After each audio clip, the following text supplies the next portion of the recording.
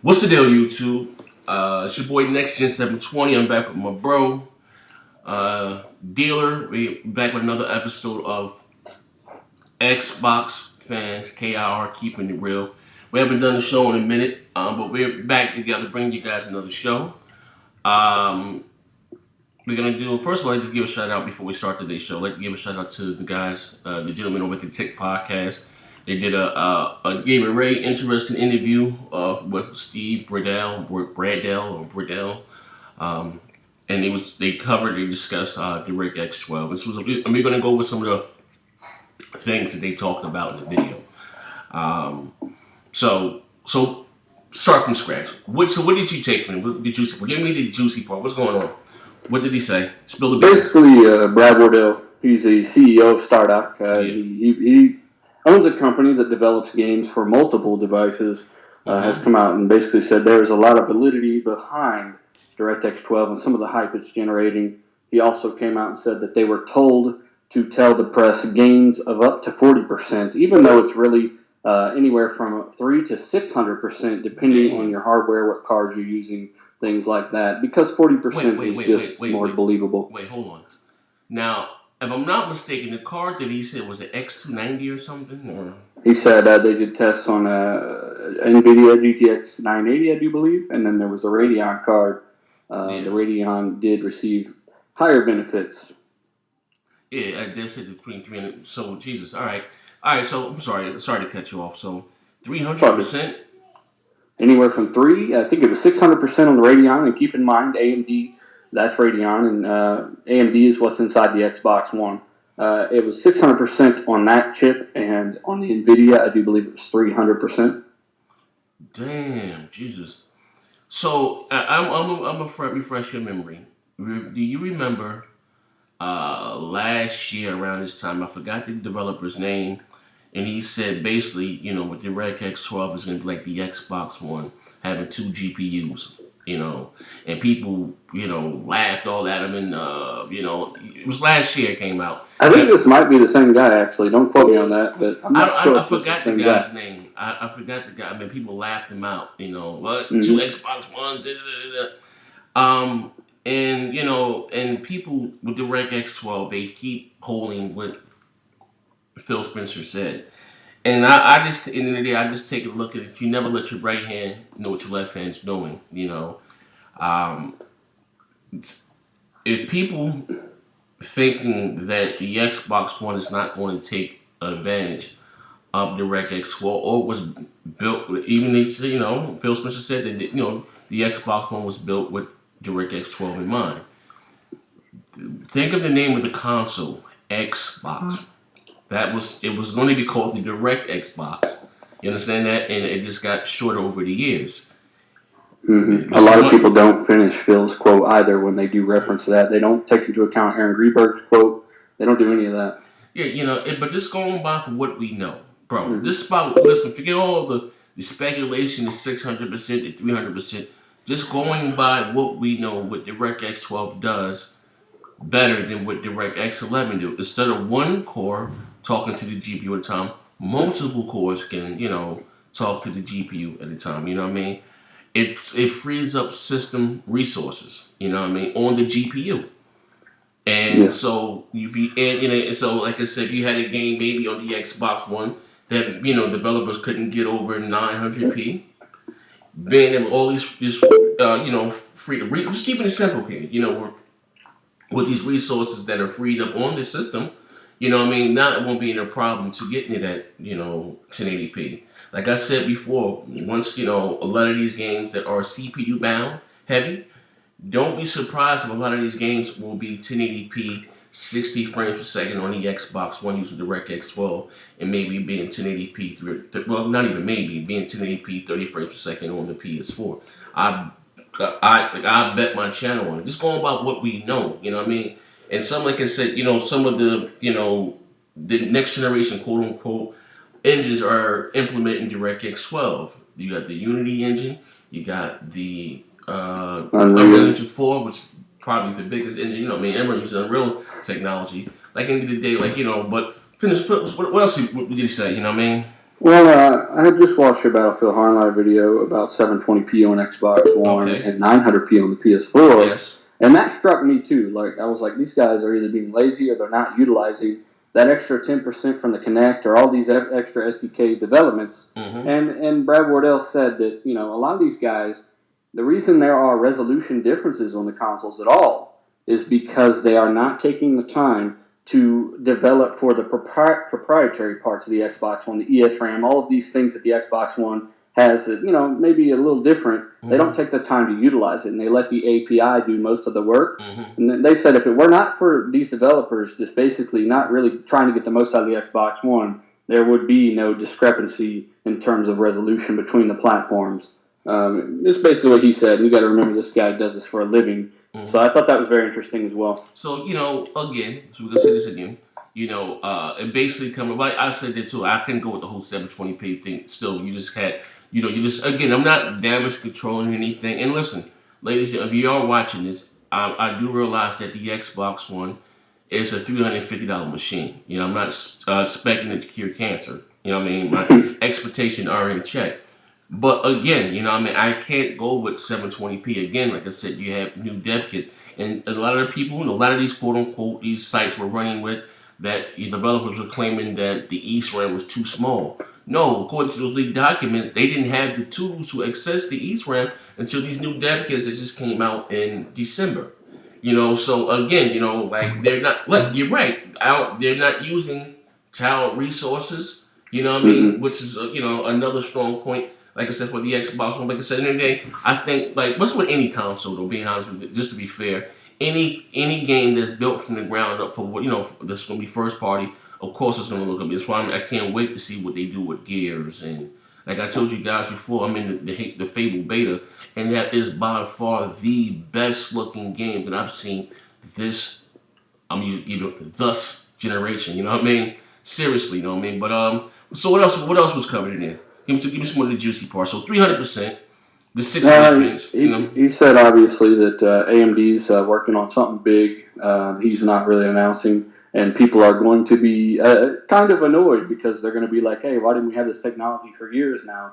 So I don't know everything. He said there'll be a lot more at GDC and E3 and They were things like saying that. but let's be honest though, dealer, that me myself, I caught a lot of slack for this in the past.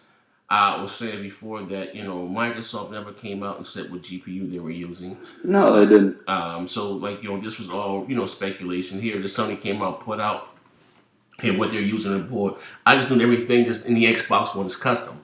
And then what it is I can't see Microsoft spending $3 billion with AMD and getting us this, a GIMP console. Spending 4 or 5 times more than Sony did. Yes, they spent about $475 million. You know what I mean? So again, I that just to me this doesn't make sense. Now what I do think with as far as the PlayStation, what Sony's doing, they're taking the page out of the 360, book. The 360 was easy to develop on, and being honest, the PS4 was the PS3 was a more powerful console than the 360, but the 360 was hella easy to develop on, and like Mm-hmm. and like I said, the only time you really saw the difference was when you had take it with you, baby. When you had games that were built for the ground up for the PS3, you know what I mean? It's like, oh, this shit really looks beautiful, like Metal Gear Solid 4. But like I said, multi-plats rule. And right now, just being honest, as far as resolution, and again, last generation resolution wasn't a thing. We didn't talk about 720p. I think it's silly as hell. That should go to, if you care. It is. Last generation, it was sales and not resolution on the other side. Yeah, like I said, because, Sony fans, that's what they have right now, for the most part, But again, I've always said like the Xbox One is the only console still having NPDs, non-disclosure agreement. We still don't know what's in the fucking box still. Mm-hmm. A lot coming at GDC, and one thing that Brad Wardell definitely was very specific on was if you paid attention to the Star Wars prequels, some of these movies with phenomenal special effects, even by today's standards, those CG effects were rendered using hardware that was less powerful than the Xbox One and PS4. Some people dog these consoles, but they are fully capable. And he was very specific on seeing some phenomenal graphics by the end of the console's life cycle, a large jump. So Yeah, well, you see what the guy from AMD said. We're gonna see avatar type graphics on the Xbox One. You know what I mean? And well, I said the Xbox 720.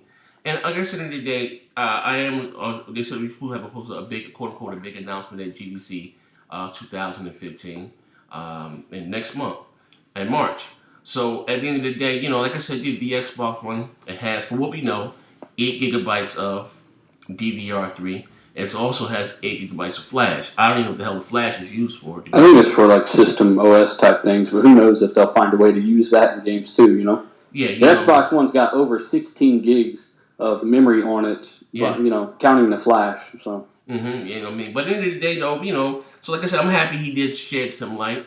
Now, you're going to have the weirdos and the haters come out and still try to downplay that. And that makes no sense. They keep saying, well, the Xbox One's not going to take advantage of DX. It's only for PC. Like, what? Like, this is listen, we're not talking about a third party. We're talking about all in-house. Here it is. You have now yes, hold on. Yes, Maya. All right. Just call me when you finish. Here it is. You have now just look at it like this. You have the Windows Surface Pro 3. Just got an update to take advantage of the DX12. Yeah, got a graphics update. But again, we're talking about all in-house. We're not talking about no third party. You mean to tell me that here it is, they built a quote-unquote next-generation console. They've been developing this API for years, spending billions of dollars on it.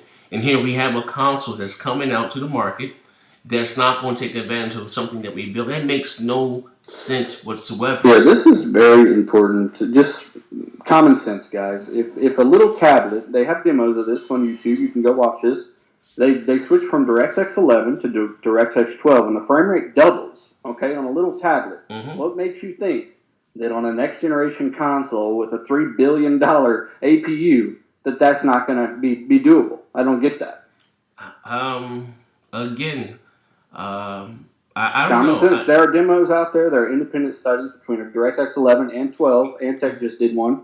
Go look them up, guys, before you comment. That's all there is to it. But listen, I will say this. Now, in all fairness, the games have to be, built using DirectX 12. They do. You will not see a difference in existing DirectX games when 12 releases. Yeah, you know what I mean? And also, too, that, a lot of, and to be fair, a lot of developers are already, putting DirectX 12 into their next generation engines. Mm-hmm. Like how you said before, one of the Xbox One slogans was that Microsoft slogan for the Xbox One, that it was beta tested in the future. Like I said, the Xbox One was built for the future. It was built better to handle next generation engines. And as far as, like I said, the PlayStation 4, it's more or less built for now. You know what I mean? And that with current gen games, you know what I mean? And not to say that the API in the PS4 will not improve. It will. Oh man, I'm not saying that it will, but it won't. But I'm just saying this everything. I mean, whatever, I forgot what the OpenG, whatever that they use, it will get a little better. And you know what I mean? I'm not saying that, but at the end of the day, everything is made on Windows. Everything DirectX is the propriety of the industry. It is. That's something else Brad Wardell said as well. He said DirectX 11, the one that's on the box now, is much better than the OpenGL that the PS4 is using. So yeah, you know what I mean? And like I said, ladies and gentlemen, Microsoft is a software company. This is what they do. This is what pays their bills. They have some, like what my man say, Albert Pinello, there's no way in hell that we give our biggest competitor, they were saying, a 30% advantage. There are things not yet known. Okay, 1 second. There are things not yet known about our console. You know what I mean? There's things that, not yet known about our console. You know what I mean? That we can't disclose right now. You know what I mean? But it all, like say, hey, we have some of the smartest people in the world. We are the inventors of DirectX. You know what I mean? It is the truth. Xbox. The thing about this, ladies and gentlemen, the name of the console is the Xbox. And before they put out DirectX 12, you do realize that Microsoft also released DirectX 11.3. And that was to be for games that, or for engines, that will be using DirectX 12. Of course, DirectX 12 is not going to come to the PlayStation 4 in any shape, form, or fashion. They're not, you know what I mean? But, they have a quote that said that I guess DirectX 11.3 is kind of like the meet them in the middle that so Sony, developers, I guess, can, I guess not shun the PlayStation. But as far as the DirectX 12, the PS4 is not going to see any benefit from that whatsoever. You know what I mean? But I can't wait. We less than a month away. You know what I mean? GDC, A lot of stuff going down this month, yeah. A lot of stuff going down. But ladies and gentlemen, this has been real. Like I said, we're going to try to get you. Listen, we've been slipping. We're going to try to get you this show here 3 days a week. You know, he's been out of town. You know, of course, I didn't had surgeries. So, Xbox fans, keeping it real. Thank you guys for watching, and stay tuned for the next episode. Anything else you want to say? All right, man, guys, check out the channel. Oh, also, tell them about your partnership. You got down with Curse, right? Yeah. Hey, I got a message from them, and they've been pretty badass so far. So yeah, you know what I mean? So, like I said, man, congratulations. And like I told you guys, if you're looking to partner your channel and get down with a kick-ass, you know, how long have you been doing YouTube, bro? A few months, man. Yeah, you got about 500 subscribers. He's down with Curses already. The best network on YouTube by far. But we out of here. Bang, bang.